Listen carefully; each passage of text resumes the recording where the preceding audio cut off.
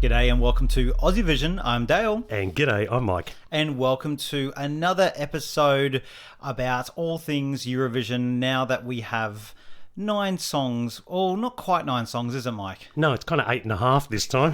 Yeah, there's a certain country who hasn't confirmed that had a national final in Iceland, which we'll get to at the very end. Yes. But also today, we did have Australia come out, and we're not actually going to be talking about them in this podcast, are we? No, because we did a special little one for Australia, but very happy that they came out, and also very happy with the song, personally. I love it. I love it. I'm happy, and I'm very proud of it. So if you want to hear our thoughts on Australia, you can go and listen to that separate podcast. Yeah, spoiler alert, we like it. Yeah, shock horror. Aussivision likes Australian entry. Cool. All right. Well, I think we should probably crack onto it because not only do we have 8.5 songs, nearly all of them are pretty damn good. So I'm quite excited to get through this. Yeah, I think this one's going to be a good one. And I don't think there's any better place to kick off, Dale, than with one of the most anticipated songs of the season. Let's have a listen to the United Kingdom, Ollie Alexander and Dizzy. So won't you make me dizzy from your kisses? Will you take my hand and spin me round and round until the moment never ends? Make me dizzy from your kisses. Will you take my hand? Well, as I said, Dale, a lot of buzz around Ollie and the UK this year. What do you think of Dizzy? I really like this song. I really like this song. And this is kind of maybe around what I expected. I think people probably had unfairly high expectations. Do I see a winner with this? No. But I think what I see is something that is going to really work. I think for Ollie, I think it's very much around who he is as an artist. I think it's in a nice range for him vocally. And as we saw last year, getting a vocal right is really key. No matter how good your song is, you've got to be able to go and perform it. And I think they'll be able to play around with staging and stuff. And look, I just couldn't kind of get it out of my head. And I think it's a good studio track. Yeah, I'll kind of agree with all those comments there. And particularly, we always talk about authenticity.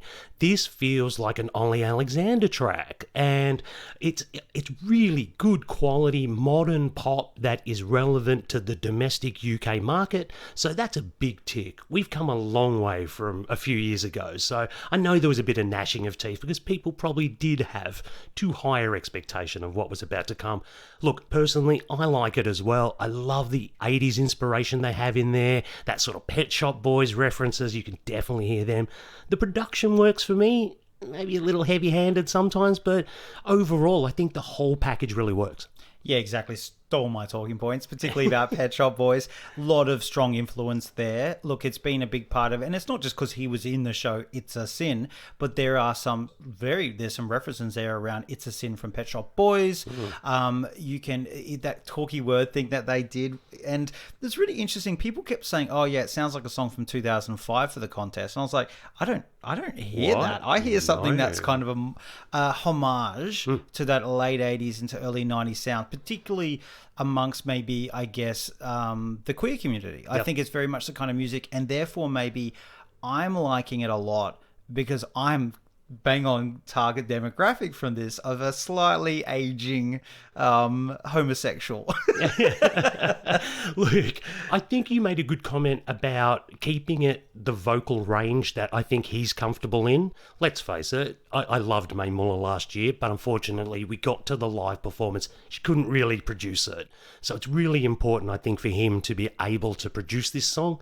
And I think it's very much in his wheelhouse. I will say, though, perhaps in a negative, the song itself doesn't have particular moments naturally in the song. So therefore, I definitely feel presentation here is where they need to bring it. So, you know, big job here for the BBC. You got the man you wanted. Like, back him. Let's stage it. Let's see what happens. Exactly. I think that's the thing. Like, yes, there's a pro of being within there, being a good studio track. The question is about this live because the topography in a way is quite flat, and it just kind of runs through the kind of song. But I think what works for it is it's really well produced. It sounds fantastic, and Ollie's a good name, and it's a good, song that sounds like something out of the UK. And generally, juries will give it some love, and they've got the great advantage not only of going straight to the grand final, of not having to worry about going through 100% televote. So they can kind of do a nod to the jury and just get some points on the board. Don't be in that bottom few, and I think that's going to be a victory in some way. Yeah, one of my notes here is I can see the juries respecting this composition and also the name of Ollie Alexander. Juries aren't living on another planet. They know who these people are. So I do think this has got jury points. And that ultimately underpins a result. We'll see what the public think of it in comparison to everybody else on the night. But I think, it shouldn't be languishing towards the bottom, I wouldn't imagine. Yeah, it'll all depend. I do think he has some... And a few people we're going to talk about later who may be stealing his thunder. And I think if he was the only one kind of in his part, then maybe it'd be a bit better. But ultimately... UK, you've got to remember, take away Sam Ryder, struggle street, right? So I think one result has got people's expectations very high, and there's a lot of great new branding, and it's not so toxic in the UK, and that's good. But they do like to build something and knock it down in the UK. So I'm just really scared that if he comes like a 16th, 17th, 18th, it'll be seen as a failure when actually. It'll be one of their best results this century still. Yeah. No, and that's a cold, hard facts, right? It is. I mean, ultimately, I do think they've got a very good package here. I think the UK should be very pleased with this entry. It's about just executing it now to its full potential, because I think there's a lot of great elements there to work with. Exactly. And, our rule, we have this rule, and we ask each other this question on the pod or just at home. If this was Australia's entry, would you be happy with it? Absolutely. Yeah, I would be too. I'd be happy with it. Good song. And not many songs we say that about.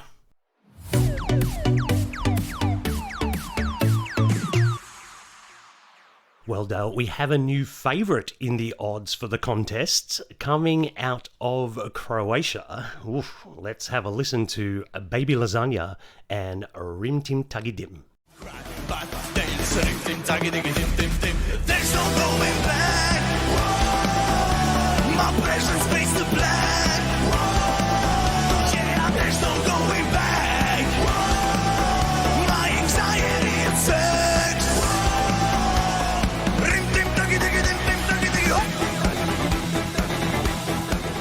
Well, we alluded to this one on our last podcast, and it got through the national final. Let's have a chat about Croatia, Dale. Yeah, and it didn't just get through, it romped it home. It got pretty much 10 times the next person's vote in the televote. Oh, it did a Tanchageris, did it? Except for this one's going. Well, a lot of people, it actually got very similar in terms of percentage points as Cha Cha Cha did, and when it won so easily.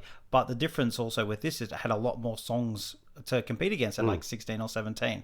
They're saying that the quality of the UMK songs that Cha Cha Cha had to beat was a lot harder. So I kind of put the result kind of on par about how much of a televote win that was. It was huge. Yeah. And don't forget, for those who don't know, Baby Lasagna was a reserve. He wasn't even in the initial lineup of Croatia's Dora. He was the first emergency. Alternate, Yeah.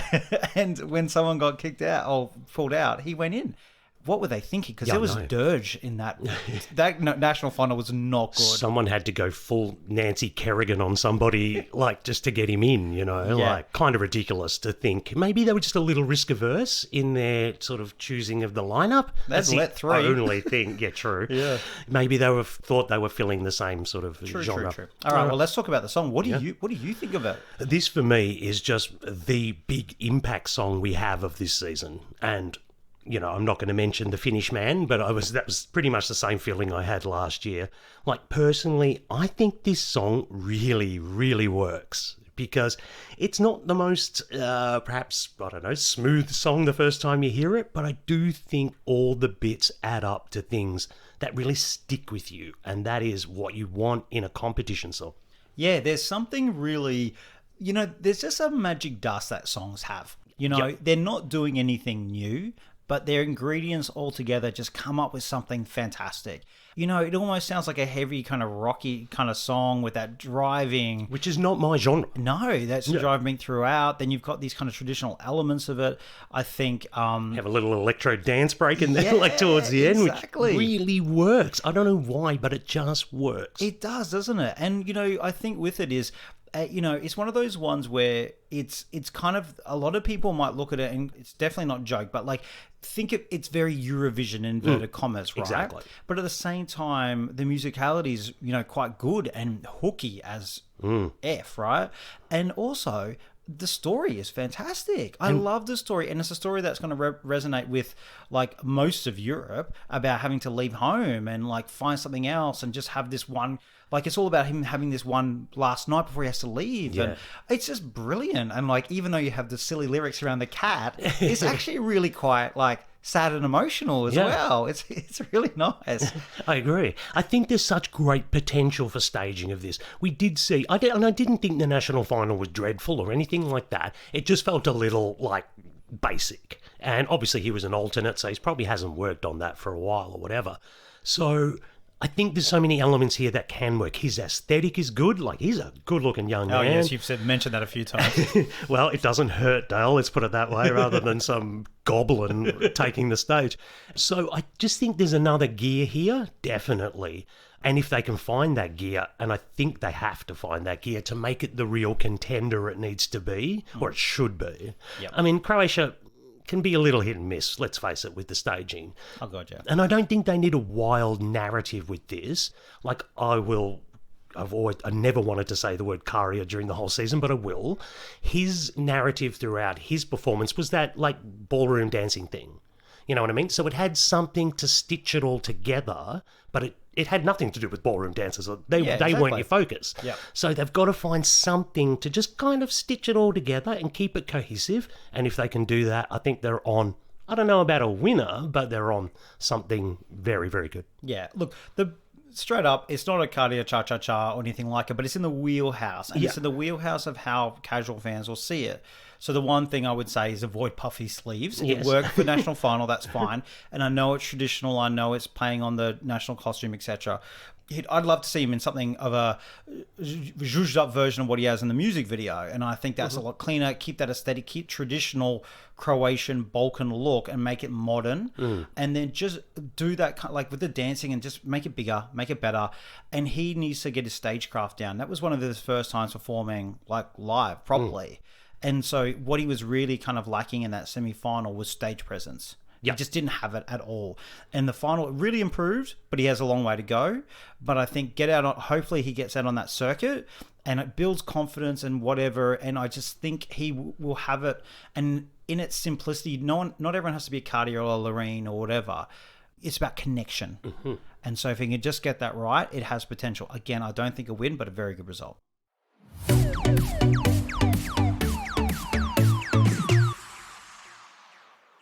Well, Dale, we're off to one of the stalwarts of Eurovision this time. We're going to go off to the Netherlands. Let's have a listen to Joost with Europapa. Welkom in Europa, blijf hier tot ik dood ga. Europapa, Europapa. Welkom in Europa, blijf hier tot ik dood ga. Europapa, Europapa.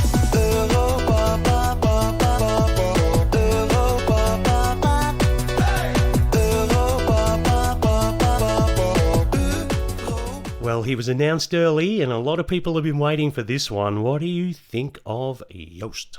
It is bloody brilliant. It is amazing. Oh, dear. Oh, and you know what? I can't really put my finger exactly what it is about this. And, you know, I've kind of always been like, let's not make Eurovision a joke. And I don't think this is a joke entry, but perception will be definitely, right? Could be. But I just think it's brilliant. I just think it's just so hooky. And I love the way it moves throughout different kind of Euro dance genres throughout the years. Like we've got stuff that sounds very early kind of 2000s general club stuff to the full on kind of ravey early 90s into like other that kind of keyboard, the Gabba stuff. And I just love it. I just think it's so good. And when we talked before about Croatia not maybe having stage presence or what, I mean, Joost has like presence. He's just got personality. He's just got it. He's got charisma. No, fair enough. I'm going to interrupt you because I think you could go on for quite a while there, Dale. I'm going to say, first and foremost, the earworm of the year. Like, the minute you hear this, you just cannot get it out of your head for about 2 hours, even if you try. There's just so many hooks. It's just so catchy. It obviously does capture the zeitgeist of some of the pop music at the moment with that 90s, 2000 Eurodance. And look, I went two-footed in on Finland for being of a similar genre, let's say. But this just puts it all over Finland. This is fully realised. It has musical merit. It has a message. It has everything that Finland doesn't. I really do like this. I mean, the obvious comparison is with Finland, let's face it, because they're of a very similar genre. And this could have gone massively cheesy, but somehow with the production and the way it flows, it hasn't gone down that road. Yeah, and it's gonna divide people, because even I've watched it the first time and I was like, I kind of feel like I shouldn't like this, but I really do. And then at first I was like, oh, maybe it's about like 6th or 7th in my rankings. And I just knew that I loved it a lot more. Like, I was almost embarrassed about it, but I was fully embracing. In some days, it's my first. Yeah, oh gosh. At the moment, because I don't think it'll end up being my first, but some days it's my first. That's how much I like this. I think it's because it's got layers. And I think you just kind of touched on a point there. Will those layers be obvious to the viewers on the night? That is a concern to me, because for a first-time watcher, this could easily just be written off as oh God, look at this cheap cheese, right? So I think that's where the presentation is going to be very important here. They're not going to be able to get the whole story across. They can't. It's just too complicated. But you've got to be able to do something here, I don't know, that will ground it without being too crazy. You got to go crazy at times, though. Yeah. Like the gab a bit. Oh my God, if they're not stomping, I'm gonna riot. But at the same token, not everything can be headless chicken. Yes. Yeah. I think you're right. There's a very fine line actually with this. There's a nice little safety zone of getting this right. Yeah, sweet spot, yeah. And I think I am worried about, I mean, I'm loving it, right? And actually you had a good chat to Corey, who's one of the Dutch fan press. And, without talking about Australia too much, we've probably gone for a video that's not about capturing people through the video, and the song speaks for itself, where I think this is very strong on video. Let's make a big impact, and it has with the views. How that translates live, I think we're going to have opposite types of approaches, where I think Australia's going to come alive and exceed expectations. I don't think you can match that music video and do as well on stage, and I think it could end up being a mess. It could be messier than Amsterdam on a Saturday night. If I see a tricycle or a mobility scooter, I'm slapping somebody. I'm going full Spanish national final on somebody, because that, just stay away from it. I think what was really clever with the video and getting this attention is I feel like this is getting momentum. So all of a sudden, if you start charting in Europe and the countries around you, then people know who you are when you hit the stage. Yes. So you've got your brand, you've got your base. So I think it's very clever, very, very clever from Netherlands. I think they've got to go hard in on that that approach, because I think of Italy 2018 with that. I mean, normally love Italian music, but that was just shouty men. But it had been, the message was so strong in a very different way, and this message is still strong. But it was all over Europe. It was already built. It got into a zeitgeist or something, and the feeling, and people voted for it. He needs to build that profile across Europe. Yeah. Because I think if it just appeared on stage and no one knew what it was beforehand, they'd be like, okay, that was a mess, and some people like it. A lot of people will hate it. Because the first time I saw it, I just went, oh, wow. I don't even know what to process that. Like, what's the windmill burning down? I've got the text message what you said when you first saw it. I don't think they need to be shown. But I was just like, why is the windmill burning down or whatever? Blah, blah, blah. I don't know. I just had so many questions. But you're right. If people have prior knowledge, this works. Yep. This does not get dismissed as trash. And it could, because for those who don't know, there's a very big pro-European message within there, and that collective European identity. And when you start to have the right wingers go against you who don't necessarily agree with that, that's going to give you free PR. Good stuff. He'll be like, yeah, come for me, please. Clearly going down the right road then. Yep. So obviously from your reaction, Dale, jury winner. Well, look, this is definitely a public vote thing. But you know what? It's one of those things, if they get the sweet spot right and it does well, then juries do reward. Yeah. Like Cha Cha Cha. Everyone was like, oh, the jury. It came fourth in the jury. Now, that Exactly. song with... Bless him, he can't really sing that well. It was overall impression. It was the song. It was everything about it. It wasn't a vibe. traditional, jury type song. The vibes, Dale. It was the vibes. And this could be the vibes, but I don't think they should be relying on the jury vote.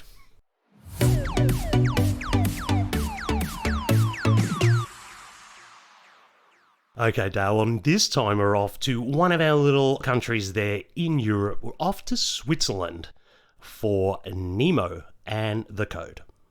I went to hell and back to find myself on track.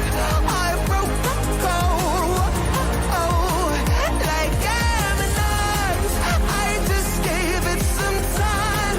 Now I found paradise. I broke the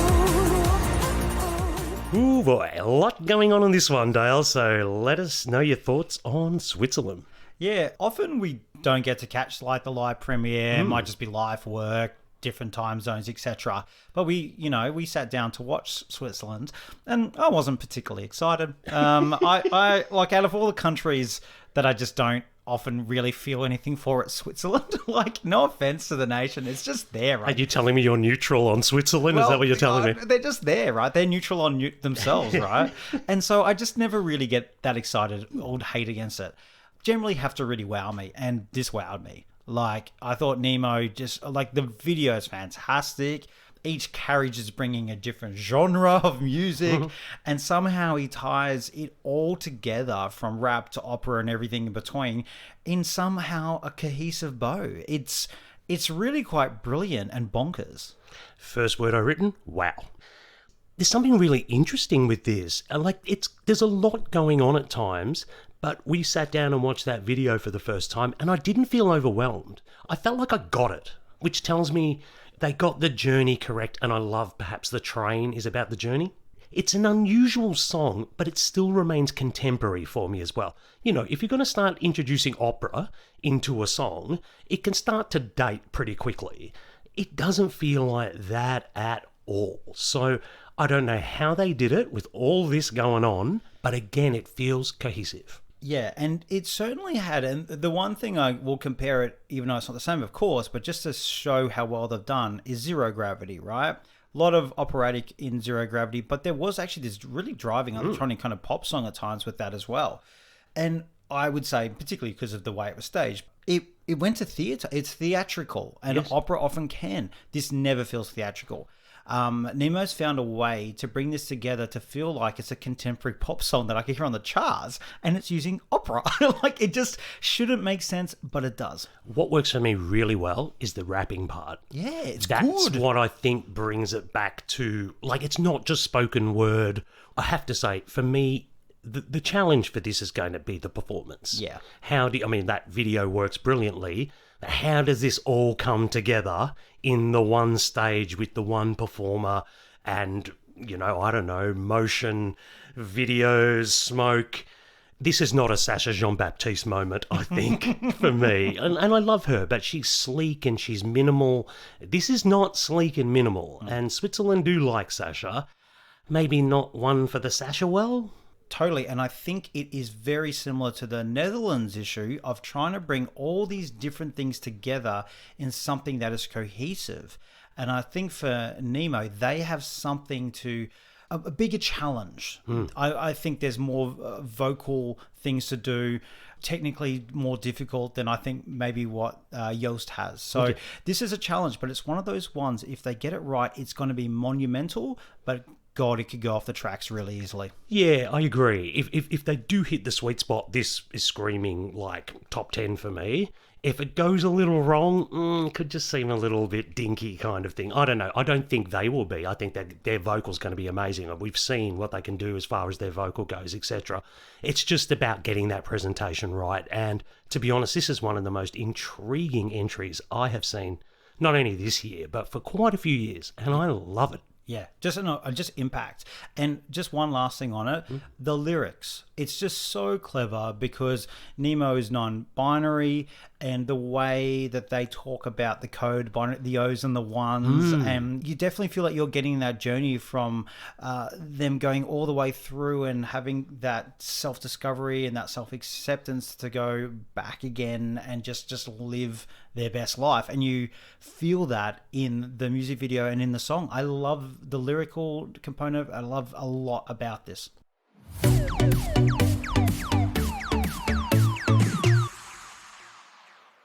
Well, Dale, next we're off to the 7th state of Australia nowadays. We're off to Cyprus, and we're going to have a listen to Cilia Capsis and Liar. Take a look at yourself, 'cause that is what you need to do. 'Cause the only problem in this room is that are you, 'cause you're a liar. Liar, liar, liar, yeah. You lie, yeah. Oh my God, Dale, an accessible pop song. This is just unheard of in 2024. Who's doing this kind of classical retro music? I just love the fact that a kind of pretty simple but well done med pop bop is a unique selling point this year. Pop Girlie is like, she is standing out as the most unique artist this year.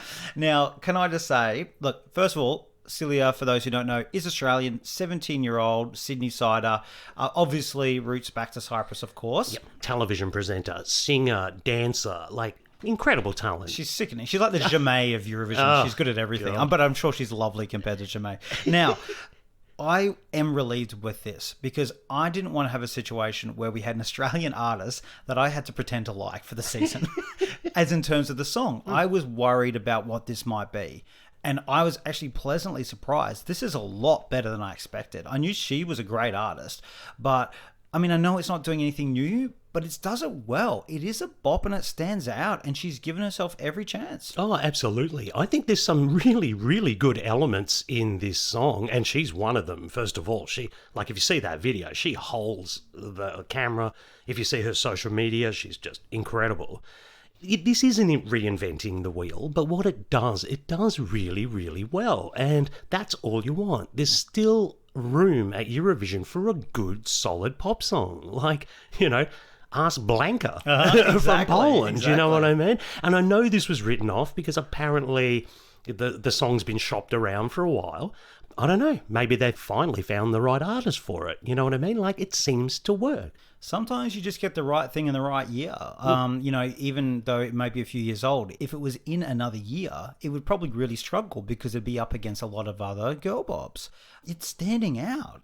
I do think, obviously, she has competition in the semi-final because she's in the same semi as Luxembourg. Now, I'd say Luxembourg's also got a bit of a girl bop in a very different type of way, but they probably are going to compete against each other a little bit there. So, I mean, they could both get through, or I think one of them will, at least, but both could. But I think then she's kind of got a bit of competition there, but they will bring the stage show.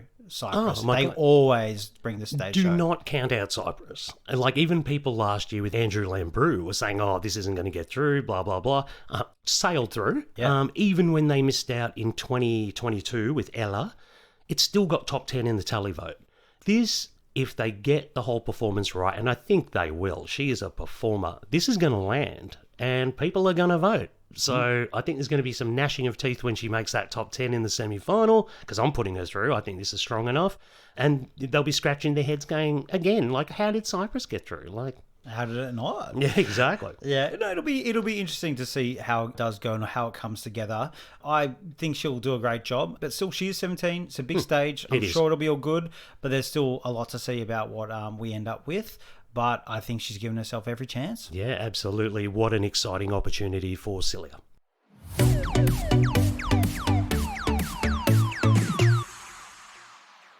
All right, we're off to our lovely Central European country of Austria next. And let's have a listen to Carlene and We Will Rave.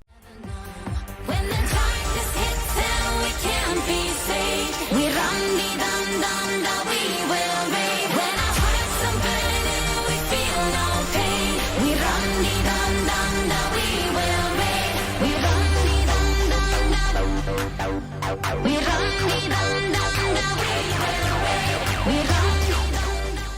Dale, a 90s, 2000s Eurodance inspired entry, Dale, revolutionary. Give us your thoughts on this one. In Austria's defense, they've been the club kids of the last 3 years. I was going to bring that up later. Yeah, but no, they have. And this is good. Like, they're owning this space because what else is there to own from Austria? They don't really have a brand at Eurovision. They don't. There's a lot of countries have a brand and what people expect. So they've created this now, and people are starting to expect a bit of a kind of club bop or a bit of a dance bop going on. And this has delivered it. You know, it's very, very early 2000s. This reminds me of some of those wild CD compilations I used to buy back in the early 2000s when I was going out clubbing for the first time. And I'm kind of living in that retro-ness of the whole thing. I think it's really good without really grabbing me like it has for some people. I'm going to agree. I thought you loved Well, this. not the last bit. I think there's a simplicity here, but my God, it works. It just really, really works. There is something so catchy about that chorus. I listen to this and I am singing it for the next 5 hours. It's also in a semi-final that there's a lot of different genres going on. And I think it's only Netherlands in up-tempo with her. So this could really stand out. But having said that, God, we've seen Austria dog it so many times. Again, let's go back to Halo. That was wonderful in the studio, and it just died like a pig when it was live. So, fingers crossed, we're not heading down that road. I mean, last year they were saved by the catchiness of the song. Yeah, there's a reason that Who the Hell Is Edgar bombed in the tally vote, and it wasn't just their running order. Yeah, it just wasn't great live, and the staging was a bit confusing. They didn't have any of the magic of what they had from the video. It just was a catchy song, and that's why it did well in the semis and did okay in the final. So I think there's a question mark about how that'll come up. This isn't as catchy as Who the Hell Is Edgar. It's fun. I feel like it's quite lightweight. I saw people on Twitter talking about this as a winner, and I was like, are you insane? I mean, I know the kids sometimes, but come on. People think Moldova's going to win, though. So, look, I think this should be something I love, and I just like it. I actually don't seek it out. If it's on, I'm happy with it. But out of all the kind of like Eurodance stuff, I'm kind of looking for something a bit more special, and this is kind of a bit run-of-the-mill, weirdly. If it was on its own, I'd be like probably frothing over it. I don't know, there's something that does feel a bit one-paced here and one note, and even when they released the video, I think in the last 24 hours, and all this We Will Rave, and there's not even any raving on there. No raving. We've got a lot of topless kind of good-looking men and her, but apart from that, I'm just like, oh, Austria, what are you doing? So, I don't know. I'm going to need to see this live before I make any kind of judgment on this, because this could be really good, or it could just be a complete halo. Well, I think also it's going to go off in the stadium. I'd love to be there. There'd be so much fun. But so did Cascada back in 2013. You leave them alone. But to me, it's kind of feeling the same type of song and probably might get the same type of result. Possibly. No, well, I think they'd be pretty happy to make the final, to be honest. Oh, I think people are expecting more than that.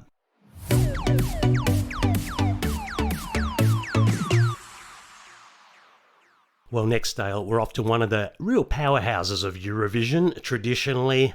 Let's head off to Serbia. This is Teodora Ramonda.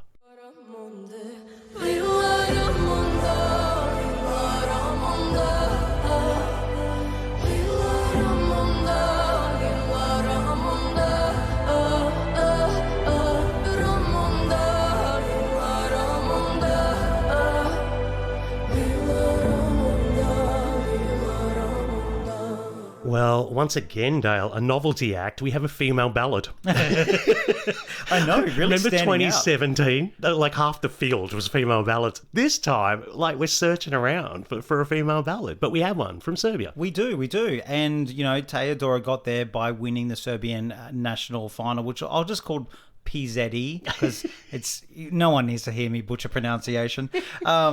She won the jury vote and was second in the public vote. There was a kind of controversial public vote winner, but ultimately she got through in both sides of it, and it was again a really good national final. The production values in Serbia are amazing. We have an Australian Green Room host in Stefan Popovic, which is fantastic. And there was an amazing ABBA medley. And that was my favourite part about PZE of the songs, because this to me is dull. Oh. This to me is just, where's something to grab onto with this song? This is just a ballad with no kind of hooks, nothing to kind of have a moment of. There's some lovely production values of the whole thing, but I don't know who this is for. I don't know who's voting for this. I may be having a massive blind spot for it because people seem to like it, but I just don't see this working at Eurovision. Interesting. I've written here, I like the atmospheric feel of the song, and I think there is an audience for this. I think there is an audience for this kind of Balkan ballad. Not that it's a traditional Balkan ballad. It doesn't sound like a Balkan ballad. It sounds more like a modern Balkan ballad type of thing, rather than a traditionally kind of one. I think the national final performance showed she can certainly sing it, but at the same token, it wasn't really that hard. Maybe it's my own expectation. With a Balkan ballad, I want a Nevena from, 2019 who grabs the song, gives me power vocals, shakes the song by the scruff of the neck and throws it away kind of thing. This is quite limp, really. I want a melody, I want a hook, I want a moment, I want a something. And I'm not getting any of them. I'm getting a nice voice and atmosphere. Yeah, absolutely. That's great. Dime a dozen. That's code for boring. Even the way the song finishes, right? Like, it finishes quite softly. It's almost like a little, like a wisp of smoke. And I want something to remember. I felt it was actually quite fitting for the song that it fizzled out, because that's exactly what I got from it. I'm not going to get anything from this. I'm not going to remember this, and I'm not saying she's bad, because I think she's obviously clearly she's a good very good performer. Artist. Don't get me I thought wrong. it was presented very well, but the actual song, boring. Wow. That first half of that semi-final is tough. Yeah. And this could easily be the second song. And when you have everything else, who the hell is going to remember this? I know. This is not it. This is just not it. Yeah. And I know it's doing pretty well on Eurovision scoreboards, and I know there's a lot of people who kind of love it, but I just think Serbia are in all sorts of trouble here.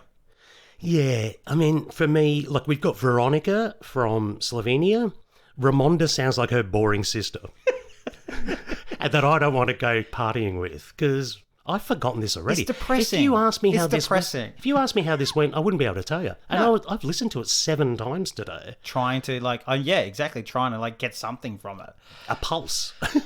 The only thing else I'll say is I will always have a blind spot for one song about how it's going to do. And last year was Armenia, and I think it was almost there was the people who were kind of liking Serbia kind of liked Armenia. So maybe this is something I am completely missing here, but I just don't see it. Yeah. I'm happy to be proven wrong. I'm not making any bets about my beard this year, but I don't rate this at all. I think you're fine on this one. Your blind spot's Denmark.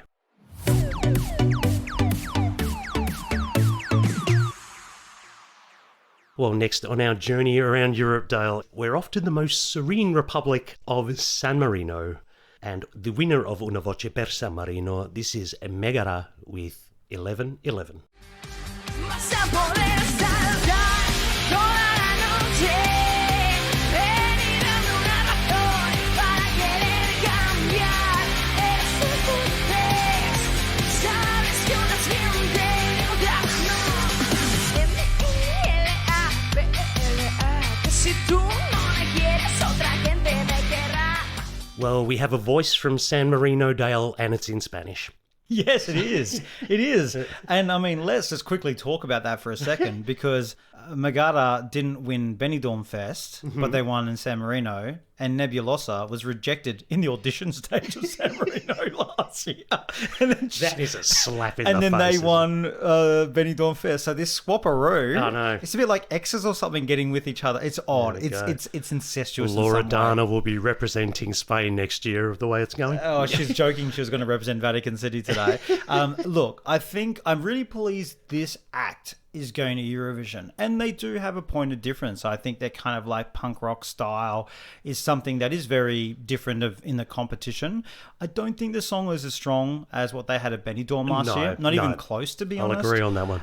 Look, I haven't been super won over by it, but I'm not against it at this stage. I kind of feel like you don't really get to show off your best kind of performance on the San Marino stage.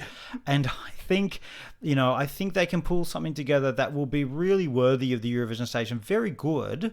But I think they probably are up against it to try and qualify. I'm just not sure what the audience is here, though they will have Spain, I think, voting in their semi-final. Absolutely going to be a massive help for them voting in the semi-final. I have to say, for me, this is a very modern sounding mix of rock, electro. I mean, they've even thrown a little flamenco guitar in there as well, which is quite odd.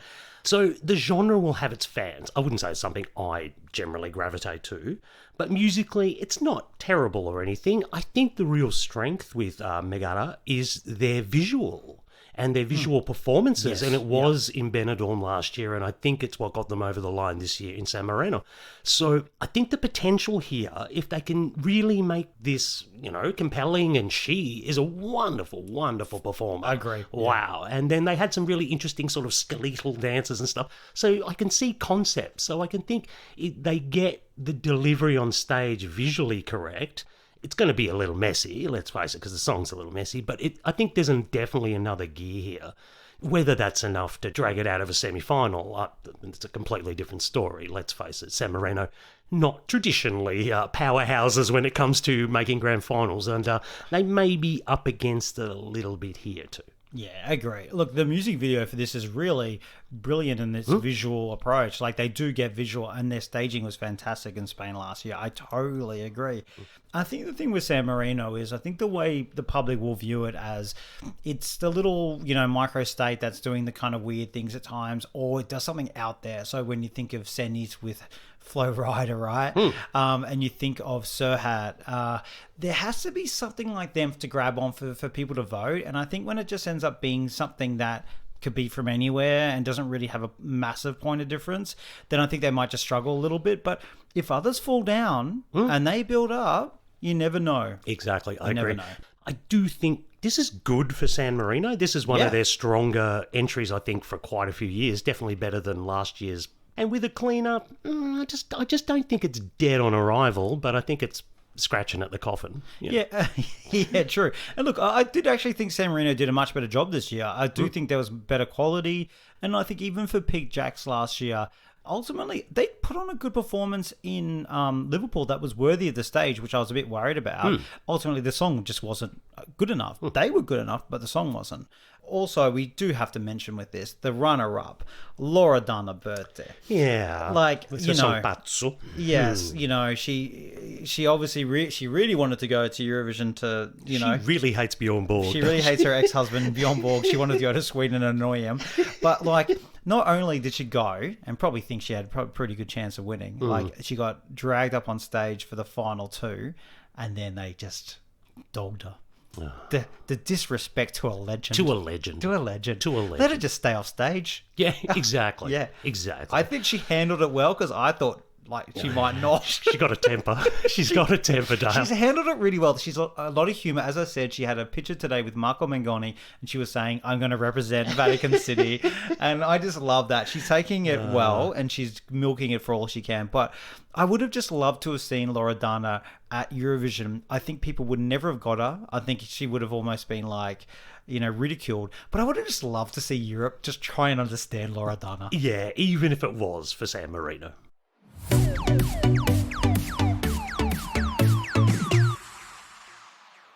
All right, Dale. Well, our last stop on our European journey is off to the far west, and it is off to Iceland. But this is our half song, because at this point, we don't know if it's going to Eurovision. Exactly. I mean, this could change by the time the podcast gets out. That's normally what happens. We record something and news comes out. But basically, Iceland already said that Song for Kepnen this year was not going to be tied to going to Eurovision. There was no automatic thing. There was going to be a winner, and then they were going to consult with the winner about going to Eurovision. Though I don't think it's completely going to be up to the artist. I think, obviously, the broadcaster is going to have a strong say in that. And because of the result, I think that's made things a little bit more complicated, because essentially it came down to two, and it was between Bashar Murad with Wild West and Hedda Bjork with Scared of Heights. Hedda Bjork from Eurovision 2010. Yes. Bashar Murad is a Palestinian queer artist, and obviously there was a lot of connotations with Bashar going to the contest. I think they're pretty obvious. I don't think we need to get into it. It's a different podcast. It's a different podcast. And ultimately had caused quite a big shock by winning. It was like 100,000 votes to 97,000. There were some things about the votes, but it was Pretty legit. close, actually. It was close, but it was all about, they kept the votes from the 5. There was 5 songs and people could vote on them, and it went to super final of 2. So they brought all the votes over, and then when it came down to 2, the actually had a Bjork one that really comfortably. Oh, okay. So a lot of people who didn't vote for Bashar in the first instance voted for her, because ultimately I think they were sending some form of message. Yeah, I mean, we've discussed this in the past, haven't we? That in a super final, you don't necessarily have to vote for the song you like. You can Downvote something. in a way. downvote somebody voting for the one that's opposing. Look, interesting, isn't it? Obviously, there's political connotations all over the place. So kind of feel a bit sad for Hedda Bjork at this stage, that she doesn't know if she's going, or we don't know if she's going, etc. She's one song for captain, that's all we know. But at this stage, whether she heads off to the contest, that's to be decided by the broadcaster and I guess public opinion and government things in Iceland. You know? Yeah, because she did say beforehand that she did want to go. Yes. I think because there was like an issue around the SMS voting, which would never have made a big difference to the result. That's really statistically it was impossible for it to make a difference. But I think that's caused this kind of other controversy there. So you've already had Bashar, who I think was definitely on a mission to go and to really, make a statement by doing that. And all power for whoever wants to do things through artistry and music, and that's Iceland's and Icelandic people's decision. When that wasn't chosen, voting issues happened. I think they're just trying to see what's going on. And I wonder if they're trying to see if another country is going to be confirmed before they confirm. Yeah, it's a little bit shocked. Drama around Iceland. Iceland's normally pretty calm, collected. This is the way it goes. It's all very nice and neat. Yeah, so we'll see what happens. So that's what we're not going to kind of review and go into the song, because it may not be a Eurovision song. Exactly. At that point, it actually wasn't even a Eurovision national final, but we kind of still covered it as such because it's song for Cap. Yeah, and if it does go to the final or go to the contest, we will talk about it in our next one. And it'll probably be an NQ.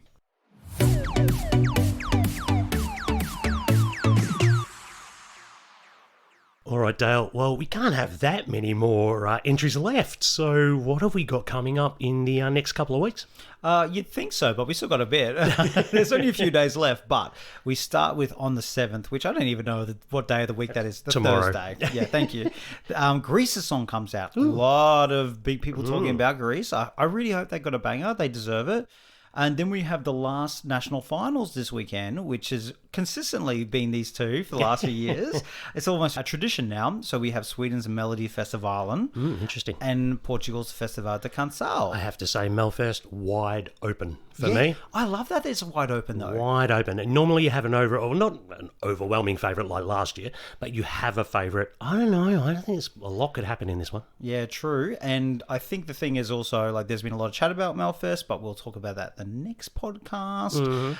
We also have Georgia's entry coming out. We have Armenia's entry coming out and Azerbaijan's entry coming out. No date on those at the moment. Are we going to talk about the elephant in the room? No. What's the elephant in the room? I don't know. Just that, controversial nation that may or may not be competing in Eurovision. Oh, that one. Oh, okay. Yeah. So I guess let's be honest. We were still waiting to see if Israel has a song accepted by the EBU. Apparently, we've had a couple of submissions which have been knocked back. I think the deadline is set, like everybody else, for the 11th, which is like 1 week away. So I guess we'll see how things transpire there. Exactly. Israel did announce that they're going to be releasing their song on, I think, Sunday, and they've said they're doing that. Interestingly, the Eurovision account, when they said what's coming out for the week ahead, did not have Israel's song announcement on that listing. Basically, what that means at this point is that they're definitely in negotiations right now about whether the song's lyrical content is going to meet the rules of the contest. And we'll just have to wait and see what happens with that. And we'll all deal with that when that happens. We deal in facts. Yeah. And facts will be, if Israel's in or out, will be known in a few days. Yep. All right. Well, that's it for this week from us. I guess we'll see you in a week or a couple of weeks or something. I don't know. It'll be basically, we'll have to obviously wait. You never know what might happen in the next week. Could be interesting for the contest. But I think obviously after the national finals and we get the songs in, we'll talk about those songs that have been done to wrap up the national final and internal selection season. Yeah, absolutely. Thanks so much for joining us. And go Electric Fields.